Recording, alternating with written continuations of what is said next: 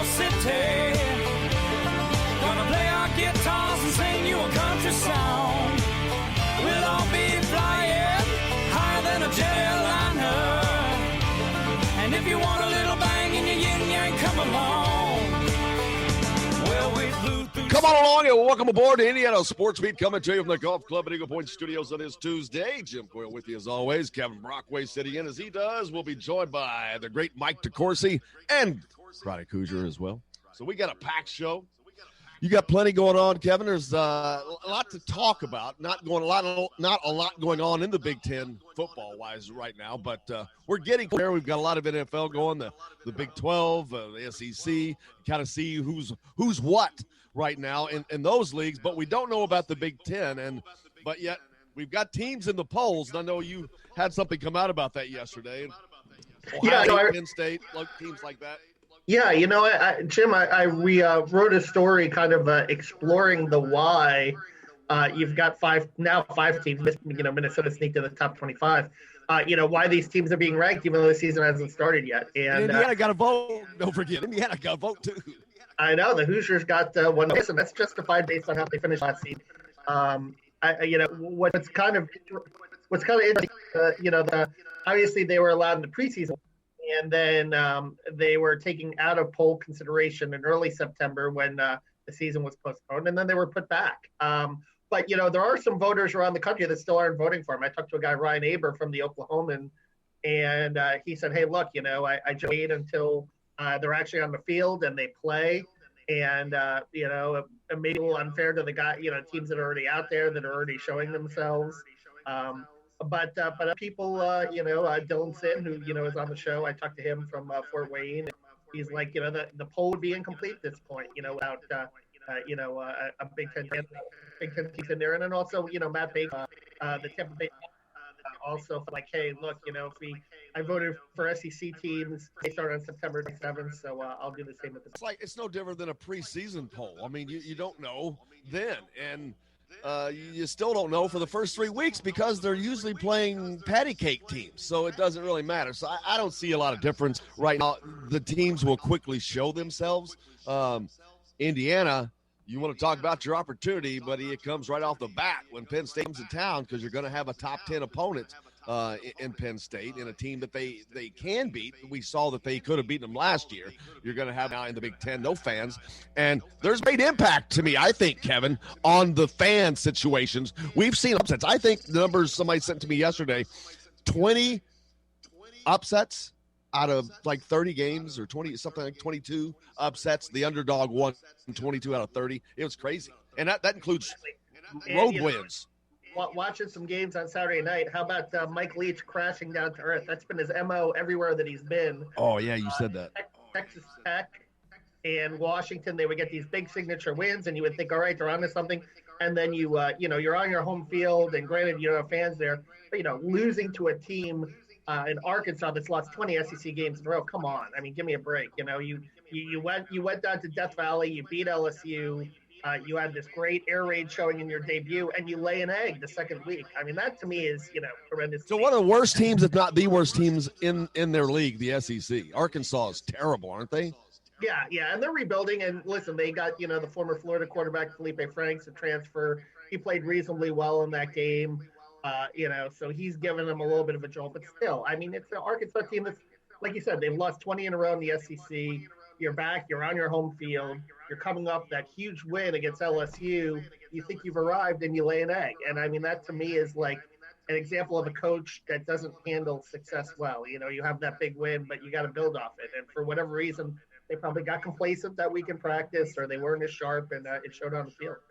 Well, let's talk about the SEC. We'll stay there for a second. We'll get back to the Big Ten. But how about Lane Kiffin and, man, his start down there at Ole Miss? It's where my daughter's going to end up, unfortunately, instead of going to IU. But how about that start, man? Big win on the road in Lexington over Kentucky, in overtime. Man, they couldn't ask for a better start for them, and that really puts a clink in Kentucky's season. Yeah, and a missed extra point in overtime really proved crucial, unfortunately, in that game for Kentucky.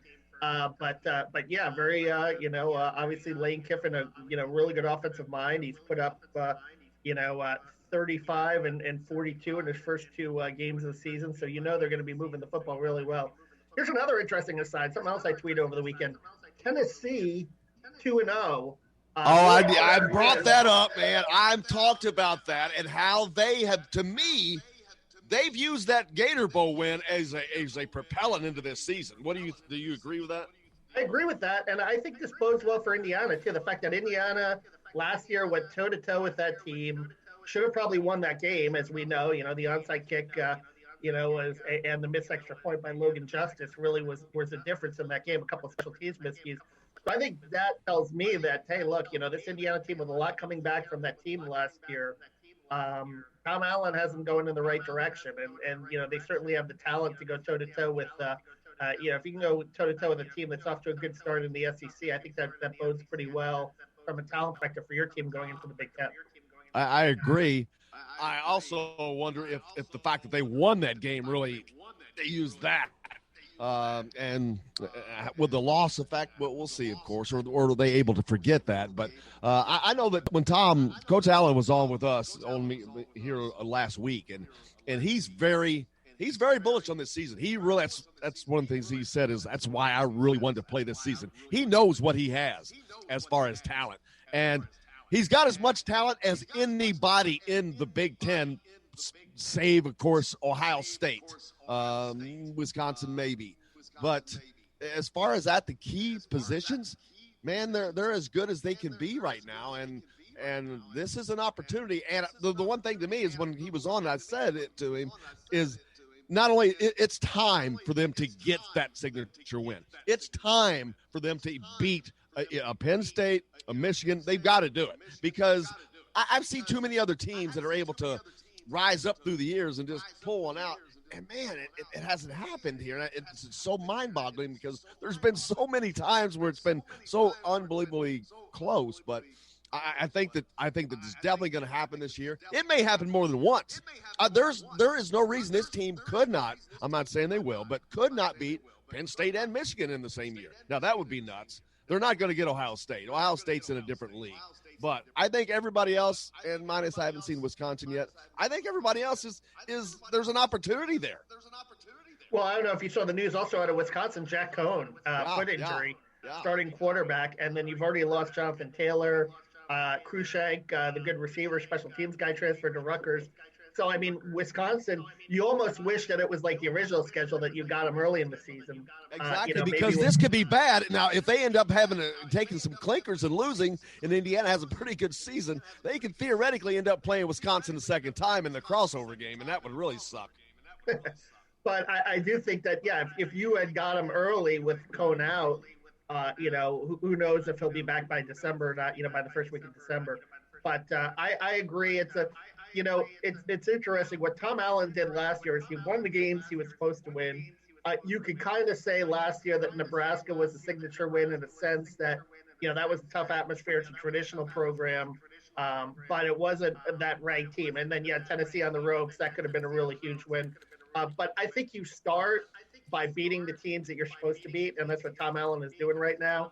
And then it's a matter of the process of learning how to win. And they were in a lot of those games. I mean, Ohio State was an anomaly, and that was the third game of the season. And we're thinking, oh, my goodness, the season could go off the rails. But what ended up happening was they ended up, coming closer together last season and, being a lot more competitive in a lot of those games. I mean, Michigan and Ohio State were kind of the two outliers. But if you look at every other game, they were in pretty much every other game.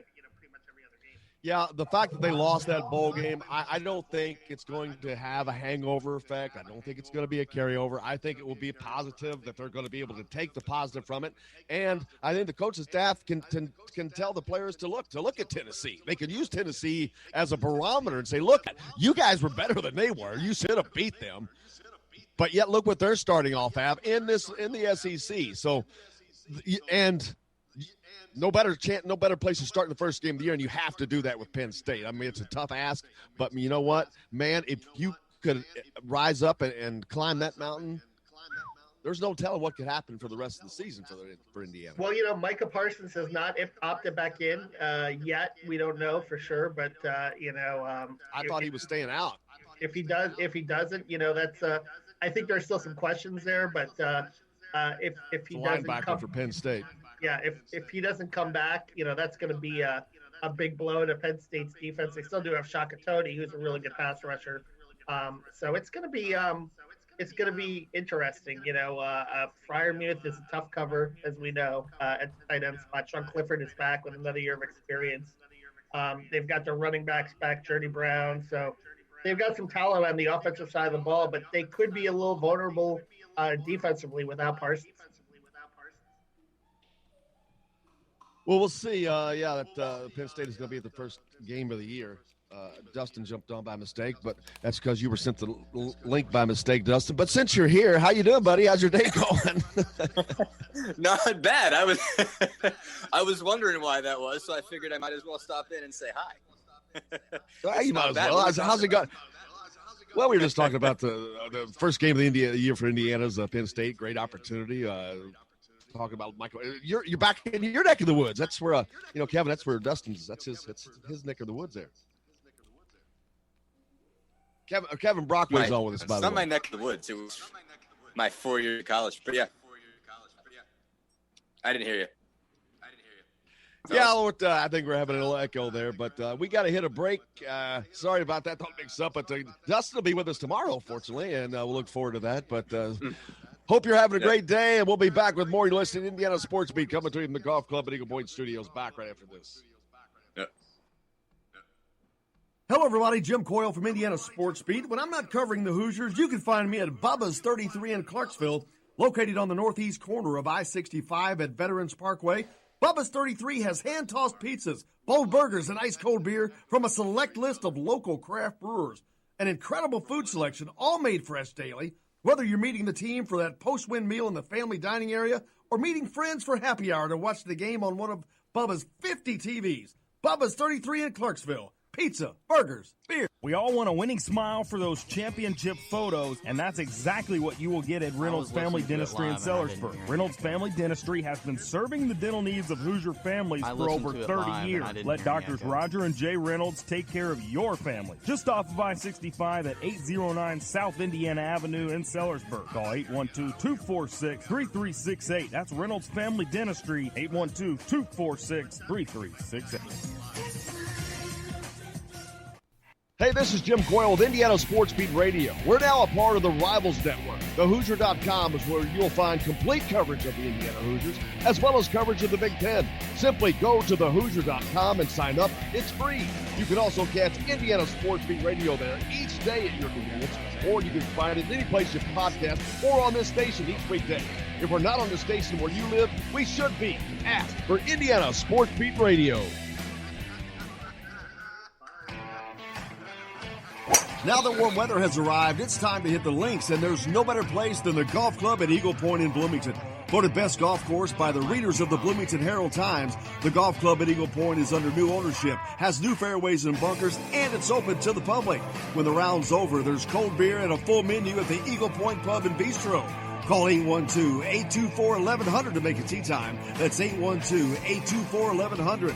The Golf Club at Eagle Point in Bloomington. No matter where you are in life, here's a question to consider. Do you have the right financial advisor to help you navigate where you want to go? An Ameriprise advisor will take the time to truly understand what's important to you and help you prepare for whatever life brings, both the expected and the unexpected, by providing personalized advice based on your goals and needs, and regular reviews along with digital tools to help you stay on track. With an Ameriprise advisor, you can feel more confident, connected, and in control of your financial life. Call Dennis Schneider, Heath Schneider, or Nick Davis with Schneider & Associates, a private wealth advisory practice of Ameriprise Financial Services. Call 877-827-1404. That's 877-827-1404. See Dennis Schneider at 236 North Elm Street in Henderson and Heath Schneider or Nick Davis at 20 East Campground Road in Evansville. Ameriprise Financial Services, LLC. Member FINRA and SIPC.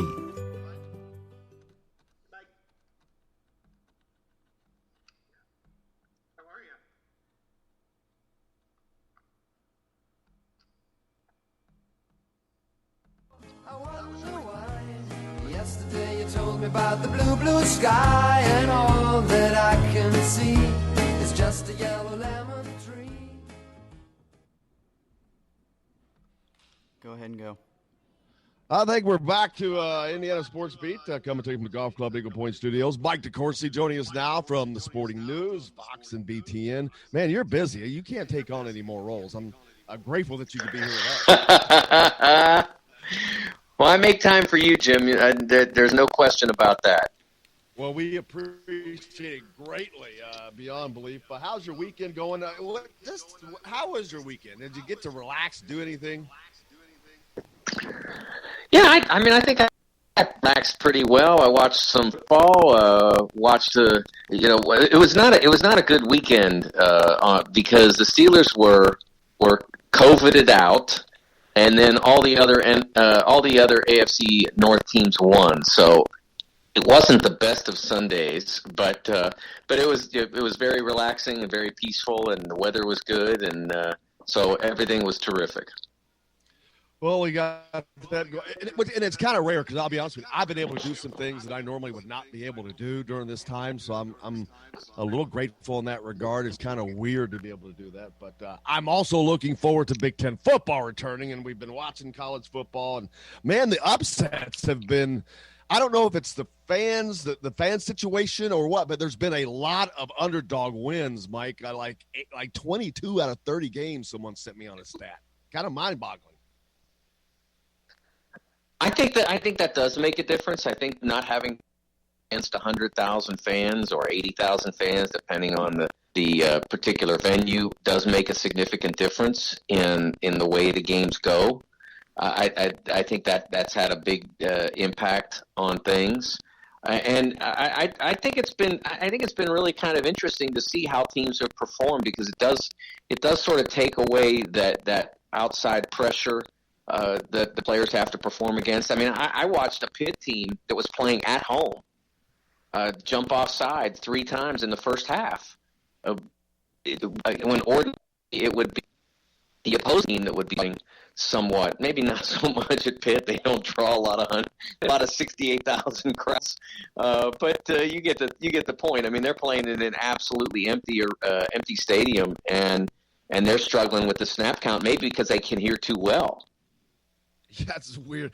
I did some of the games. I've been able to hear a lot more of the player interaction, which has been kind of cool in that regard. But as far as not the fans, especially NFL games, I know they're pumping in noise, and I'm not. It's not bothering me at all. Last night we had 2 NFL games, which was kind of cool and a rarity, but we had it because of the Cam Newton situation, which was weird. But the NFL they've navigated through probably better than a lot of people thought they would through this COVID situation.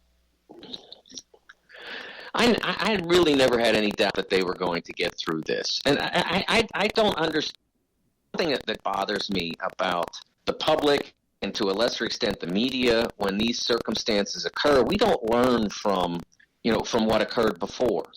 For a perfect example is baseball had a real difficult time early in its return from the suspension of the season, and they start up in the beginning of August, and they have a lot of trouble COVID-wise with the Miami team. They have a lot of trouble with the Cardinals in St. Louis, and they get those settled down, and they get to the end of the year without much trouble because they figured some things out, and people maybe started taking it more seriously. And they were warned to take it more seriously, and the major leagues installed the COVID officers at all the various teams, and it all added up to very few disruptions as we got toward the playoffs, and now we're in the second week of the postseason, and I'm not aware of any players that have been withdrawn, and there have been no games that have been disrupted. And so the NFL encounters their first problems, and it's, let's just give it up. Let's forget it. We need a bubble. And the coaches are telling reporters, we need a bubble. It's like, wait a second. I mean, like, hear it out. If your players and your coaches pay attention to this stuff and take it seriously, and the ESPN has been reporting that there is suspicion that the Titans did not in Tennessee take it as seriously as necessary. And the NFL followed up yesterday saying that if you don't take it seriously, we might take some players away from you in the form of draft picks. And if you don't take it seriously, we might even take some wins away from you by having you forfeit. So you better take it seriously. And that's if that that probably should have been in place from the very beginning. I've had in the past, rather than have a forfeiture, which would mean the removal of a game, which takes money out of the pockets of the league and the teams involved. I'm in favor of what in Europe is called have a point system for NFL standings. In soccer, 3 points for a win, 1 point for a tie. So if you get deducted points for any sort of penalty, sometimes it's financial, sometimes it's competitive because you cheated or whatever, they take points away from you, which equates to wins or ties. I think you could do that in the NFL. Just have them play the game, but if you're the offending team, that's one fewer win for you, or even a half fewer win if you don't want to take the whole one away because the offense doesn't rise to that level. But the game is played, but you don't get credit for the victory. You get if you win 10 games on the year, nope, you won 9, or you won if you won 10 games, you're 9-5. And say if you only want to take a half game away from them. I think that could be done. I think the NFL needs to be a little bit more creative in how they assess these, because rather than have the forfeit and have one fewer game for the television to show and therefore less income, it's better if you do it my way. Hey, Mike, Kevin Brockway here. I'm going to shift gears a little bit to college basketball. I picked up my Lindy's preview over the weekend. 5 Big Ten teams in the top 25, but Indiana not in the top 40. A little disrespect for the Hoosiers, or do you see it as justified, or they have more to prove, or what are your thoughts on that? Well, I think they've lots to prove. I don't think there's any question about that. But what's amazing about it, if you think about it, a year ago, they would have, with a less experienced team, and probably less talent if you consider the addition of Lander, they were a top 40 team. I mean, they were going to be an 8 or 9 seed, one of those two, and that is inside the top 40. That would be somewhere 32 and 39. And so I don't know why anybody would then project them outside that group. I expect that they'll be better this year. Obviously they have to do it. So does every team at the top of the chart too have to actually do it. Villanova, which I think is going to be incredibly good, still has to do it without Sadiq Bey, their best player. But I expect they will. And in Indiana's case, I've said before that I think that you have to figure out how you're going to play the guard positions. Are you going to have 2 ball handlers, which you can do, a 2-guard front, they call it. You can do that, and in crucial or late clock situations, make sure the ball's in the hand of in crucial situations. Maybe you want it in Robert Finney's hands, and in late clock situations, you want it in Christian's hands because he might be a little bit more adept at creating something in a last second circumstance. There are a lot of different ways you can do that, but I think that's the single biggest thing they need to figure out is how they use those 2 guards. And if they do that ably, which I suspect they will, because it's always easier to do things with more good players than with fewer, I think that they will be a borderline top 25 team. And again, that could be anywhere from 18 to 35, but it still puts you certainly well inside the top 40. Mike, we've talked about how good the Big Ten is expected to be. We think it's going to be. It's going to be just a juggernaut. We're talking about a team like Indiana, as good as they are, that's not even in the top 40. But is there a lot of pressure on the Big Ten this year because of not performing on the national stage as well as a lot of people like to see them? Illinois and Iowa, man, they're so loaded. Is there a lot of pressure on the Big Ten this year to do something to make sure they've got people in the Final Four to get close to winning a national championship?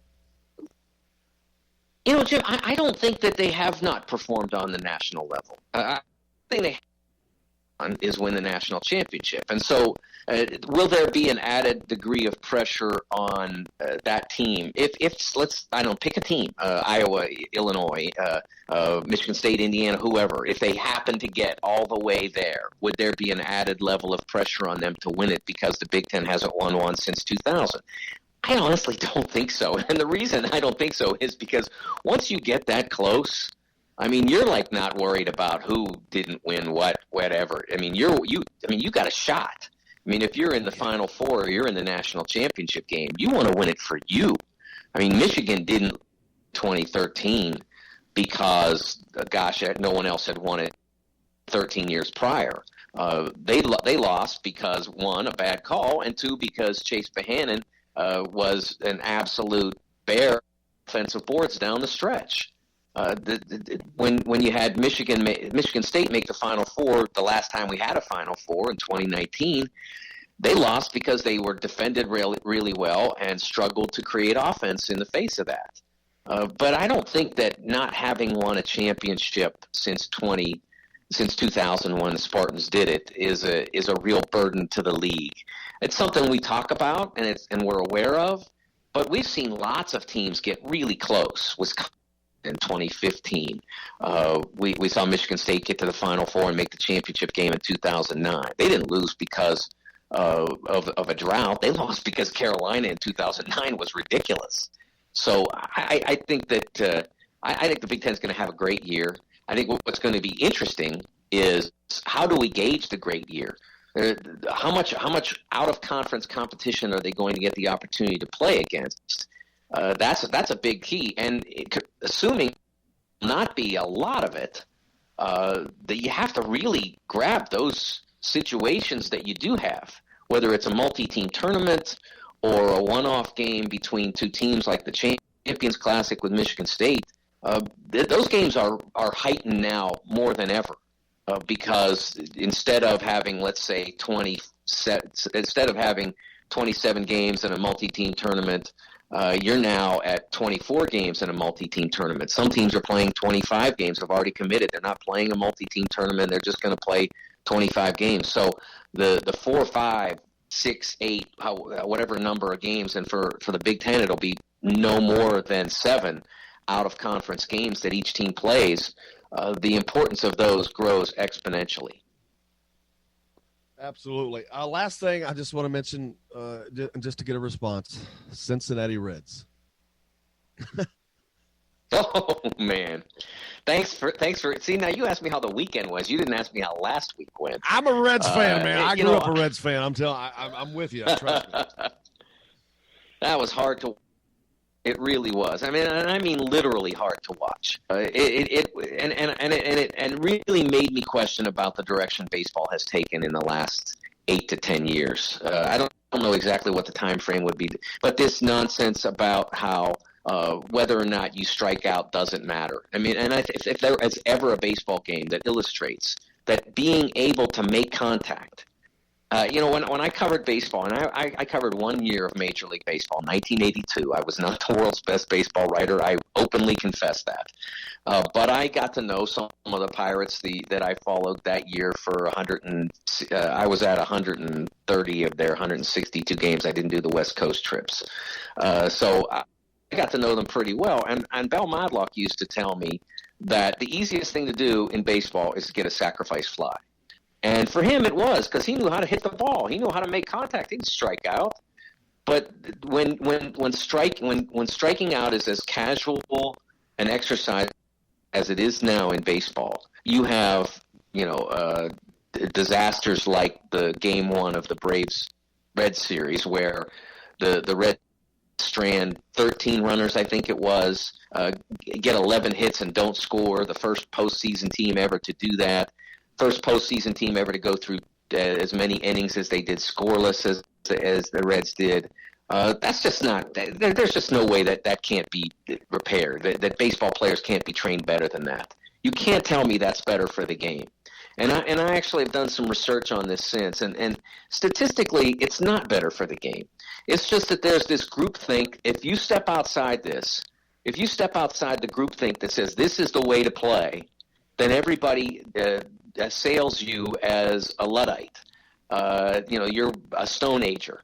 And the reality is, this is what people don't want to grasp onto, Jim. Everybody in baseball is playing this way now. Well, you know what that means? That means there's as many teams losing playing that way as winning playing that way. I'll tell you, Mike, a team that puts the ball in play and runs a little bit is the Miami Marlins. And look at where they are with the Atlanta Braves. Mattingly has them playing a little bit of that old school baseball. Well, I will have to pay attention to what they're doing and see, and look into that. I really appreciate that tip on that because, I've watched the Reds against the Braves, and both teams were making the same mistakes. It's just the Braves made one or two fewer and made one or two more plays and were able to survive that. But I just don't think that that's the way. I'm not saying that it's not a way that you can play if that's the group of players that you get. But I know you don't come up and start. The extinction of choking up, for instance. I mean, when I and I'm not saying that every player should do that. I'm not saying that when you get an Aaron Judge up at the plate that he should ever choke up. I'm not saying that. But there are players who are going to struggle to hit the ball out of the park no matter what, and they should be better at making contact than they are. And they are trained not to do the things that were once taught in order to help you to not strike out. He's so good. He works for the Sporting News, Fox, and Big Ten Network, and we're grateful to have him here on Tuesdays. Mike, I can't thank you enough, man. I know we got to get running, but have a great day and great rest of your week. You too, Jim. Thanks, Kev. We'll talk to you soon. Thank you. Michael DeCourcy, joining us here on Indiana Sports Beat. We're so grateful to have him, as always. Love having Mike. He is the greatest to have on. And talk to him about anything. It's a great thing. Kind of like having you on. Well, and it's interesting that point that you made because I covered SEC basketball for a number of years, and the Big Ten hasn't won a national championship since 2000.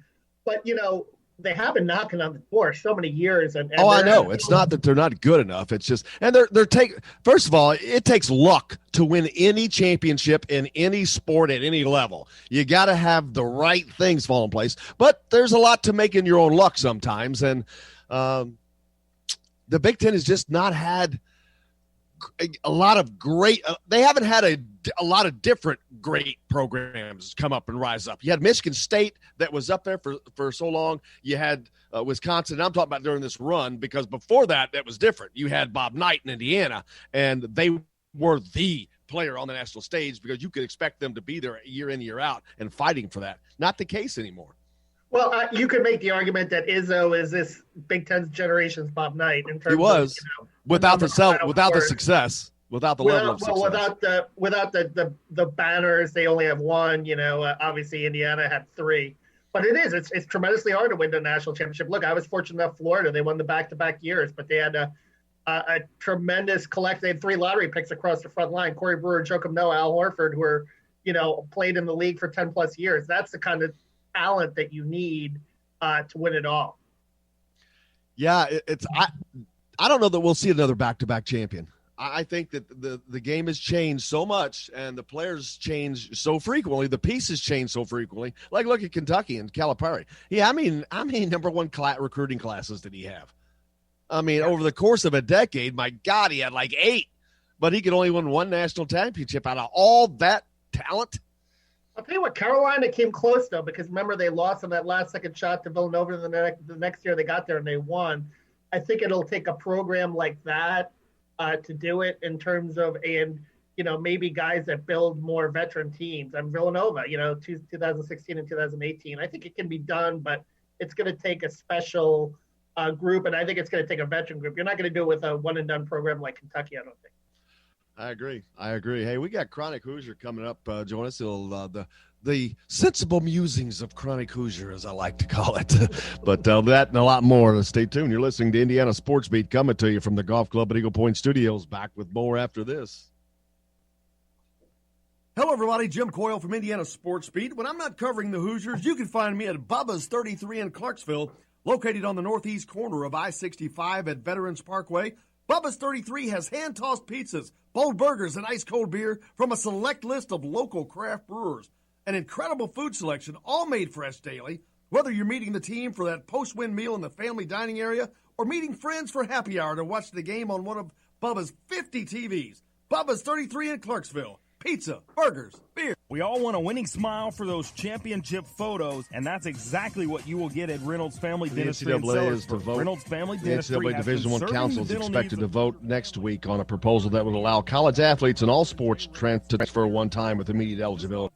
65 at 809 South Indiana Avenue in Sellersburg. Call 812-246-3368. That's Reynolds Family Dentistry, 812-246-3368.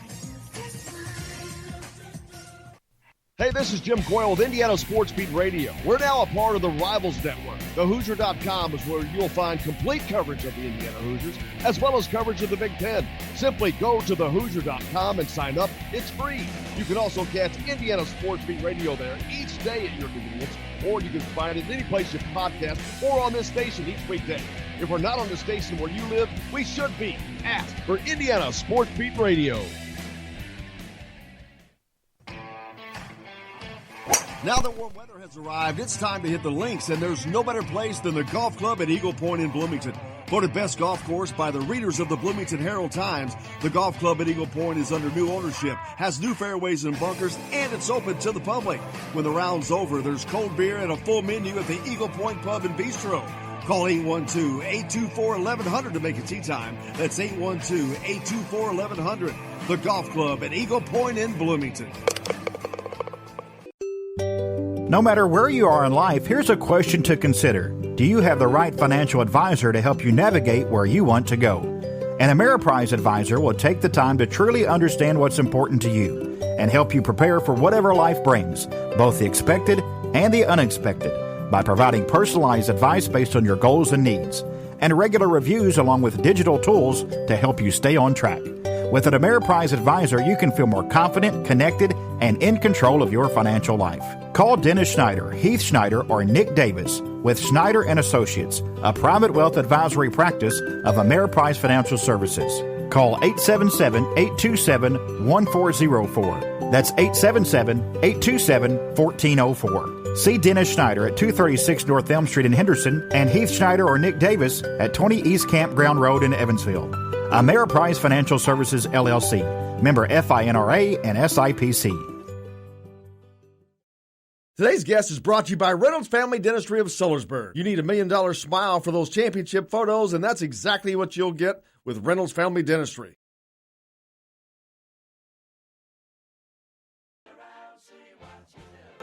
Everybody smiles at you. Hey there, Mr. Blue. Welcome back to Indiana Sports Beat, coming to you from the Golf Club at Eagle Point Studios on this Tuesday. Almost election, seems like election day. We're joined now by Chronic Hoosier. Chronic, how's it going, brother? It is going, man. Another beautiful day in B-Town. Happy to be here. It is going. I was just talking to Kevin in the break. Kevin Brockway's with us. The NCAA Division I Council is expected to vote next week on a proposal that would allow college athletes in all sports to transfer one time with immediate eligibility to play.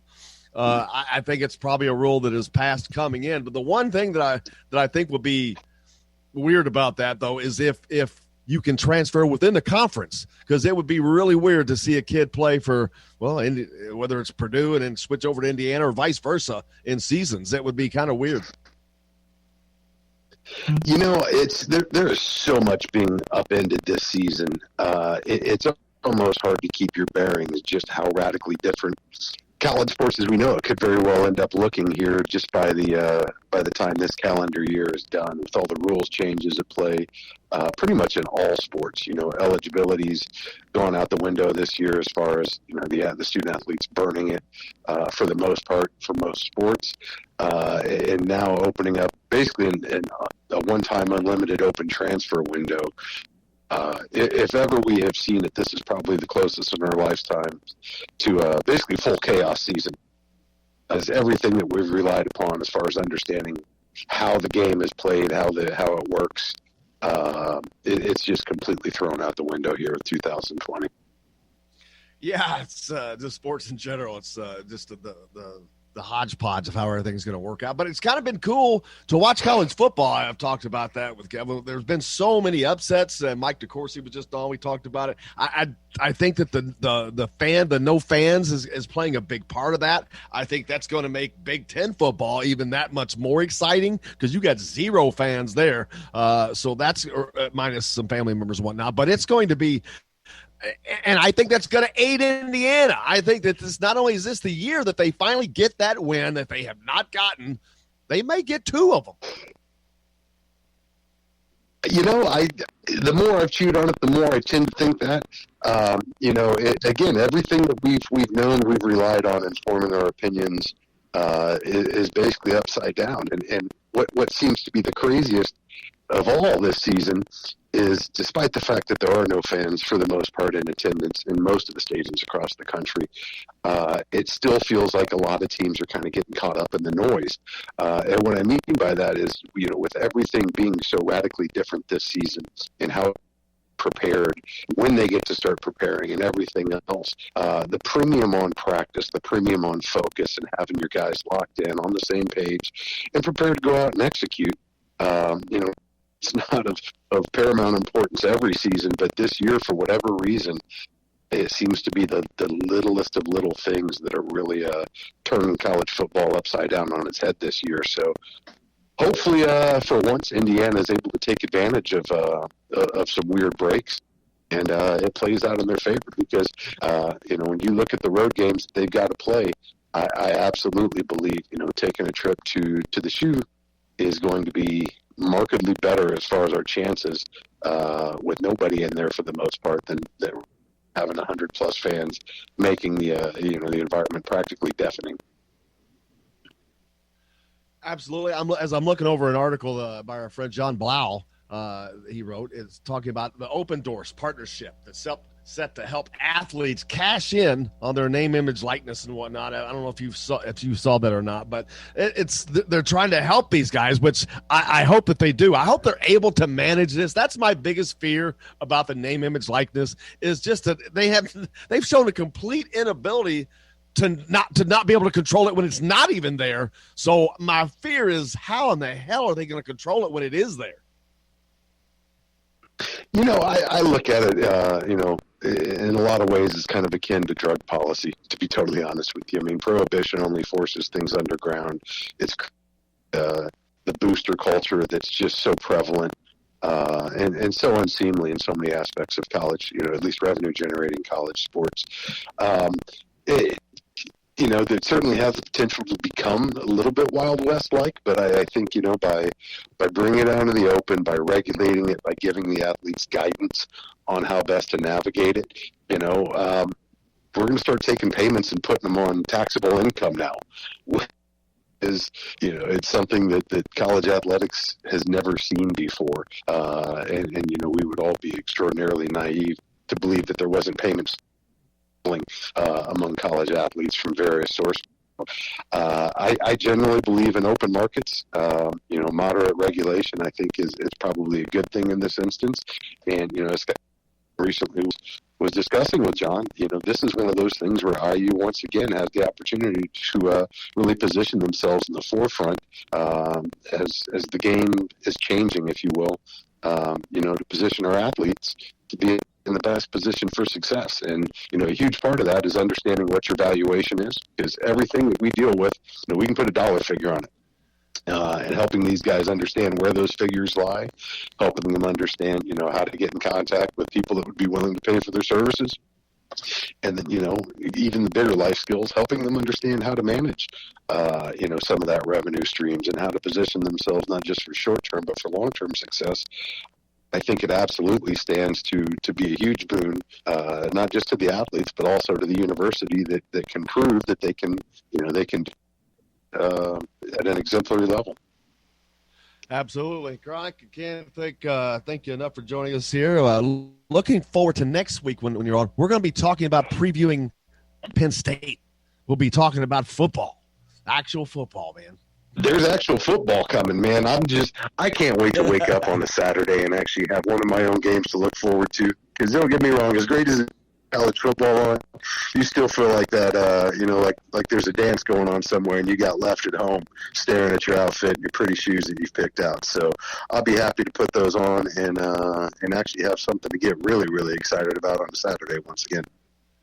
Well, I've got Don Fisher starting on next Monday, so I hope his voice is doing jumping jacks because, man, oh, man, I think he's going to have a lot more listeners this year than he normally has, which is already a ton. But, man, we're looking forward to doing it. I hope you have a great week. Looking forward to it. Can't wait to hear those dulcet tones. Take care, brother. Thank you very much. Chronic Hoosier joining us, Kevin. Something we haven't talked about that you wrote about, the scrimmage that went on over the weekend. Not a lot talked about it because nobody was let in, but it did go on. How about that field goal? I don't think you've been on since that 57-yard field goal. Did you see? I'm sure you saw it. Yeah, we all saw it. Unbelievable. I asked Tom Allen about it yesterday, during the press conference because, they posted that video. They posted the Javon Swinton. I'm sure you saw the one-handed catch as well. And he's continuing to really impress this fall as a freshman that's kind of on the rise here, as a wide receiver that looks like a guy that maybe could contribute, kind of like a David Ellis type last year. But the Campbell 57-yard field goal, I mean, here's a guy that, he's a redshirt sophomore. Remember when Logan Justice was struggling in that Purdue game, he came in, kicked a big kick, U.S. Army All-American. I think there are pretty high expectations for him coming into this season, being that guy and being that consistent guy. And it was really interesting last year when you looked at Justice because he was in the running for all Big Ten first-team kicker and then really tailed off at the end of the year and obviously had a bunch of missed field goals against Purdue and then that costly missed extra point against, and a missed long field goal against Tennessee as well. So, maybe Campbell gives him a little bit of an upgrade there at that position. Well, you talk about an upgrade. That's what Tom Allen has done to to the Indiana football program. He has upgraded the talent from Michael Penix down. I mean, we've seen the recruiting successes and they continue, but now is this the season that the Hoosier fans will get to see the results of that upgrade in talent?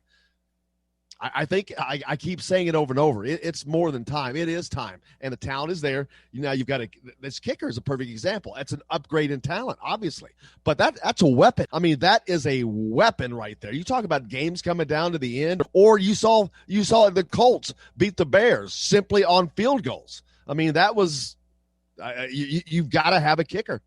You got the Oklahoma kicker who hadn't done them a lot of good, but whoever, I forget who it is. He missed his first kick of his career the other day, a 54-yarder, but he came right back and hit him. But a kicker like that is a weapon.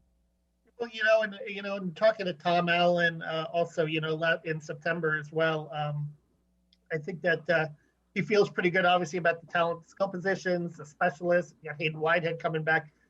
Still a line of scrimmage league, and I think the offensive line and the defensive line is going to be the tail of the tape. And I think they've established a little more depth in both areas, particularly in the defensive line. I think with Chauvin Swan, it looks like this kid, DeMarge Lewis, this freshman, could be something as well. So I think they've got about 5 or 6 guys on the defensive line, 7 guys that they can rotate in that they can really trust. I still think the offensive line, you can't afford any injuries there. You did lose Stepaniak, who's a really good right guard, obviously, in the NFL right now with the Green Bay Packers. Mackenzie Nawara, Caleb Jones and Matthew Bedford are 2 good young tackles. And Jones is obviously a mammoth guy, and he's getting better, and he's developing. Kreider at center.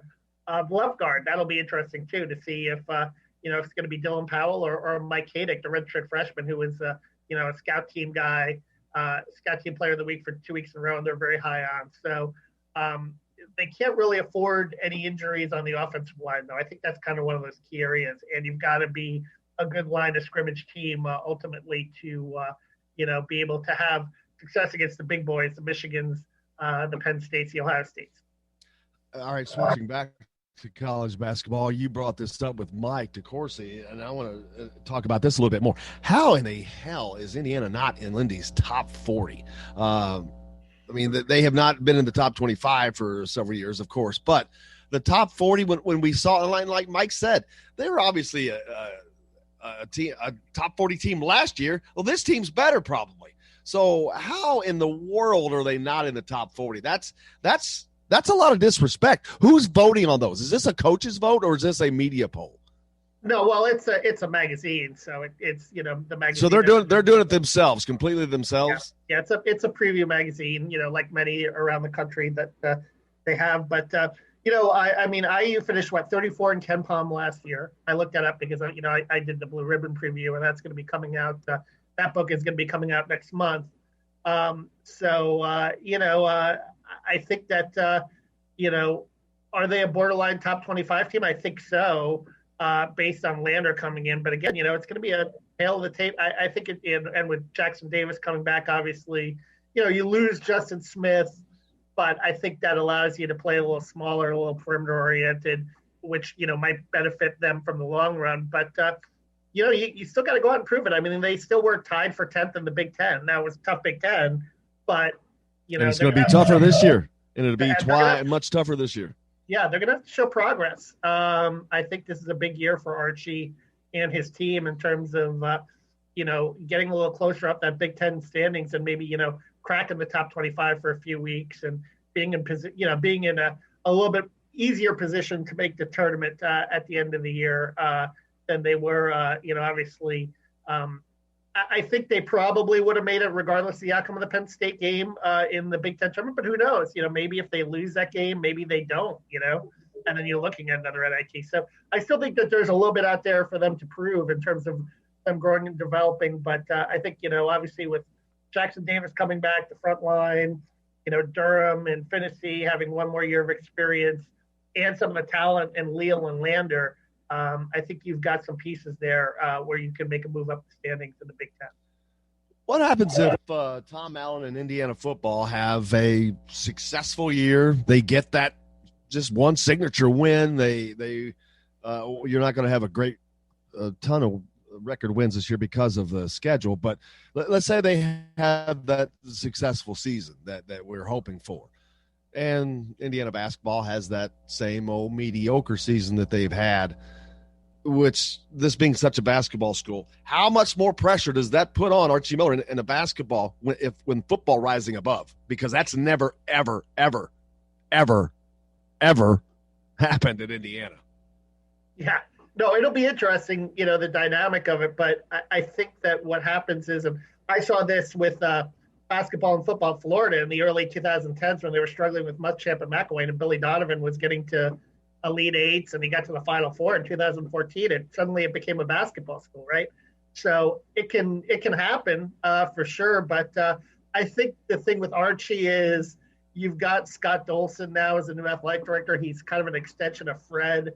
So I think that there's still a little bit of a safety net there for Archie, and that, they have that long-term relationship where I think, Scott Dolson is probably going to give him a little more rope than, say, a new athletic director that would have come in that would have had their own ideas. That's kind of my theory on it. Yeah, I agree with you. And as we look, hopefully that's not the case. I hope that they have a successful season as well. I mean, you're looking at teams at Indiana that could have great success this year. The basketball team is one of those. The women's basketball team is definitely set to have possibly unprecedented success. I mean, they are loaded, man. We don't get the chance to talk about them a lot, but they're loaded. Coach Terry Moore has done an incredible job recruiting and building that program. And, man, you talk about having pieces. They are competing on a national level. We saw them do it last year with a win over, was it South Carolina they beat? Beat South Carolina, and that was their only loss. And South Carolina was probably in position. They were number one at the end of the year. They were in position to probably maybe win another national championship. Yeah. So, it's amazing that Indiana could turn around very quickly for the Hoosiers. Soccer, baseball, still right there. There has not been a drop off. Now we'll look to see soccer moving to the spring, so we'll look forward to that. I'm going to like that a lot better, I promise you, because I'm going to look forward to maybe being able to go to the College Cup if Indiana makes it, which they usually do every other year. But man, normally it's in late November in Philadelphia somewhere crazy. Like, nope, no, thank you. Well, chilly. I'll tell you what I'm looking forward to this weekend, Jim, is my alma mater, the University of Miami, number 7, versus number 1 Clemson in Death Valley in Clemson. That's going to be a big one. And I actually wrote They're over a paper number 7. Wrote over the weekend about Will Mallory, Bill Mallory's grandson, the tight end there for the Hurricanes. Oh yeah, and that's cool.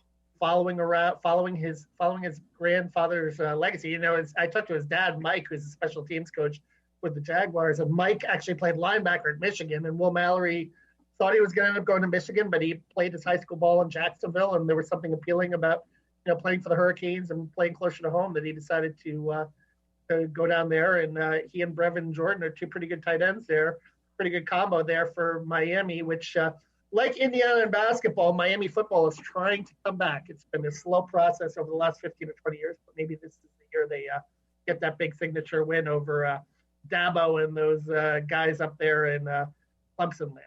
We'll see about it, man. Well, I thank you a lot for coming on today, as always. Looking forward to it. Thanks to Mike DeCourcy and Chronic Hoosier as well. Look forward to each and every Tuesday. Tomorrow, Dustin DePirick will be with us. And Cal Nedrup will get caught up on Indiana high school football, what's coming up, as well as that season's coming closer and closer to an end.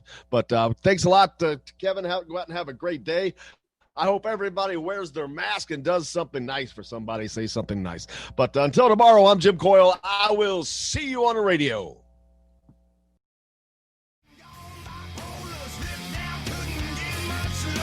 Quick says got no sense.